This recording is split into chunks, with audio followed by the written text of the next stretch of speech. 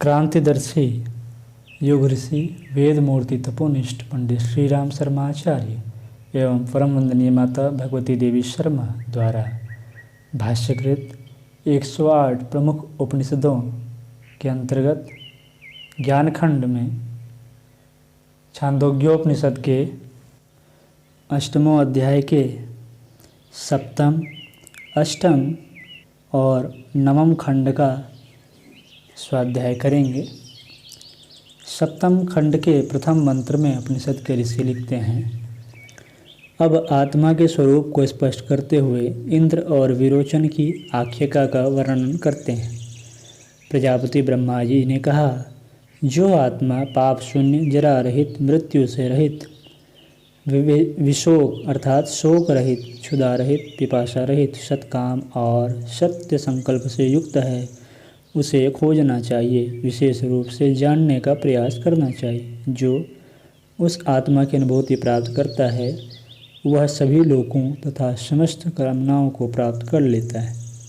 दूसरे मंत्र में उपनिषद के ऋषि लिखते हैं, प्रजापति ब्रह्मा जी के इस व्याख्यान को देव और असुर दोनों ने कर्ण परंपरा से जाना। उन्होंने कहा कि उस आत्मा की जिज्ञासा करनी चाहिए जिसके जानने से सभी लोकों और भोगों को प्राप्त किया जाता है।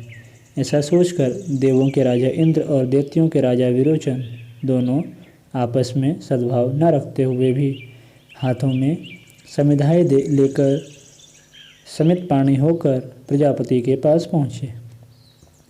तीसरे मंत्र में उपनिषद के ऋषि लिखते हैं, वे दोनों ब्रह्मचर्य का पालन करते हुए प्रजापति के पास 32 वर्ष तक रहे। तत्पश्चात प्रजापति ने उनसे कहा, आप सभी ने किस उद्देश्य विशेष की पूर्ति हेतु यहाँ वासस्थल बनाया है। उन दोनों ने कहा, जो आत्मा पाप रहित, जरा रहित, मृत्यु रहित, शोक रहित, क्षुधा रहित, तृष्णा रहित, सत्काम तथा सत्य संकल्प से युक्त है, वही जानने एवं अनुभव करने योग्य है। जो उस आत्मा को जानता एवं अनुभव करता है वह समस्त लोकों और भोगों को प्राप्त करता है। आपके इस तरह के आदेश को सभी श्रेष्ठ लोग कहते हैं। हम सभी देव एवं असुर गणों ने उसी श्रेष्ठ आत्मा को जानने के लिए यहाँ वास किया है। सप्तम खंड के अंतिम व चौथे मंत्र में उपनिषद के ऋषि लिखते हैं, प्रजापति ने कहा, आँख के अंदर पुरुष के रूप में जो दृष्टिगोचर होता है वह यही आत्मा है और यही अभय एवं ब्रह्म रूप है। उन्होंने प्रतिछाया को ही आत्मा समझकर प्रश्न किया है कि हे भगवान, यह जो जल एवं दर्पण में सब और दृष्टिगोचर होता है उसके अंतर्गत आत्मा कौन सा है। तब प्रजापति ने बताया, हमने चक्षुओं के अंदर जो दृष्टा कहा है वही इन सभी में दिखाई पड़ता है। अब हम सभी अष्टम खंड का स्वाध्याय करेंगे। अष्टम खंड के प्रथम मंत्र में उपनिषद के ऋषि लिखते हैं, प्रजापति ने उन दोनों से कहा कि जल से परिपूर्ण पात्र में स्वयं अपने को देखकर तुम आत्मा के संदर्भ में जो भी कुछ न जान सको वह मुझसे कहो। इस प्रकार उन दोनों ने जल से पूर्ण पात्र में दृष्टिपात किया। उन दोनों से प्रजापति ने कहा, तुम क्या देखते हो। तब उन्होंने कहा, भगवान, हम अपने शरीर के रोम केश से लेकर नख पर्यंत प्रतिबिंब रूप में इस आत्मा को देखते हैं। दूसरे मंत्र में उपनिषद के ऋषि लिखते हैं, प्रजापति ने उन दोनों से कहा, तुम सुंदर आभूषण एवं वस्त्रों से समलंकृत होकर तथा संपूर्ण शरीर को परिष्कृत करने के पश्चात जल के अंदर देखो।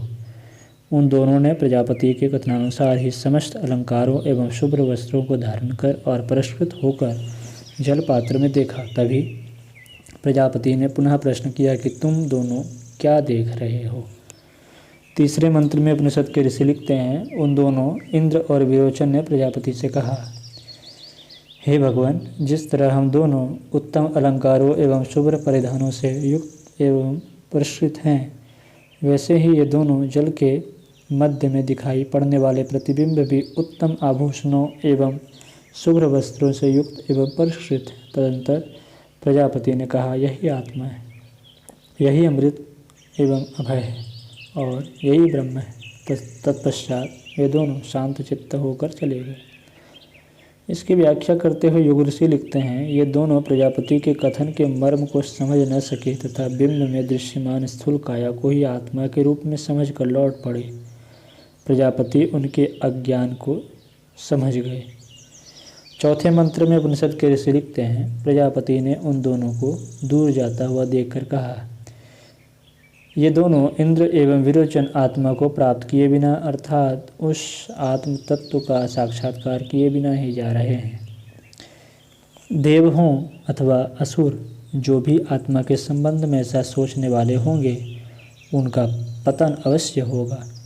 उस विरोचन ने शांत भाव से असुरों के सम्मुख जाकर प्रजापति के द्वारा बताई हुई आत्मविद्या को कह सुनाया। उसने कहा, इस लोक में यह देह ही आत्मा है तथा आत्मा ही सेवा के योग्य है।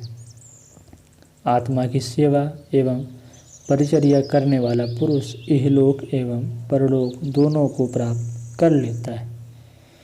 अष्टम खंड के अंतिम व 5वें मंत्र में उपनिषद के ऋषि लिखते हैं, यही कारण है कि संसार में जो व्यक्ति दान नहीं देता, श्रद्धा नहीं रखता और न ही यजन करता है, उसे श्रेष्ठ जन इस प्रकार कहते हैं, अरे यह तो आसुरी वृत्ति वाला है।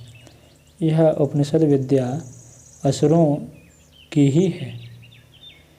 वे ही मृत व्यक्ति के शरीर को गंध, पुष्प, अन्न आदि भिक्षा, वस्त्र एवं आभूषणों से विभूषित करते हैं। इसके द्वारा ही हम स्वर्गलोक को प्राप्त करेंगे, ऐसा मानते हैं। अब हम सभी नवम खंड का स्वाध्याय करेंगे। नवम खंड के प्रथम मंत्र में उपनिषद के ऋषि लिखते हैं, जब तक इंद्रदेव देवों के पास पहुँचे, उससे पूर्व उन्हें यथार्थ बोध से यह भय प्रकट हुआ कि जिस प्रकार इस शरीर के अलंकृत किए जाने पर इसका प्रतिबिंब भी अलंकृत होता है, वस्त्रों से सुसज्जित होने पर वह भी सुसज्जित होता है और परिष्कृत किए जाने पर वह भी परिष्कृत होता है, उसी प्रकार इस शरीर के अंधे हो जाने पर प्रतिबिंब शरीर भी अंधा हो जाता है। श्राम अर्थात विकार श्रावित करने वाला होने पर श्राम हो जाता है, अपंग होने पर अपंग हो जाता है तथा इस शरीर के नष्ट होने पर वह भी विनष्ट हो जाता है। अतः इस प्रतिबिंब शरीर में मुझे कुछ भी भोगने योग्य श्रेष्ठ प्रतिफल नहीं दिखाई पड़ता।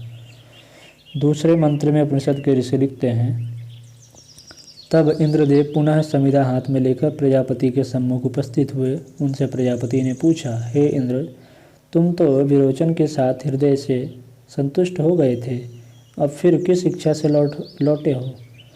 उन्होंने कहा, भगवान, जिस प्रकार इस शरीर के अलंकृत होने पर इसका प्रतिबिंब भी अलंकृत होता है, सुंदर वस्त्रों से सुसज्जित किए जाने पर वह भी सज्जित होता है, स्वच्छ किए जाने पर वह भी स्वच्छ होता है, उसी प्रकार इसके अंधे होने पर वह भी अंधा होता है, श्राम होने पर श्राम हो जाता है, अपंग होने पर अपंग हो जाता है तथा इस शरीर के नष्ट होने पर वह भी विनष्ट हो जाता है। अतएव मुझे इसमें कुछ भी भोगने योग्य श्रेष्ठ प्रतिफल नहीं दिखाई पड़ता। नवम खंड के अंतिम और तीसरे मंत्र में उपनिषद के ऋषि लिखते हैं, देव प्रजापति ने इंद्रदेव से कहा, हे इंद्र, यह यथार्थ तथ्य ऐसा ही है। मैं तुम्हारे लिए इसकी व्याख्या आगे करूँगा। अब तुम 32 वर्ष यहाँ और वास करो। तब इंद्रदेव ने वहाँ 32 वर्ष व्यतीत किए। फिर प्रजापति ने उन्हें उपदेश दिया। आज की कक्षा में इतना ही। अगली चर्चा हम लोग अगली कक्षा में करेंगे।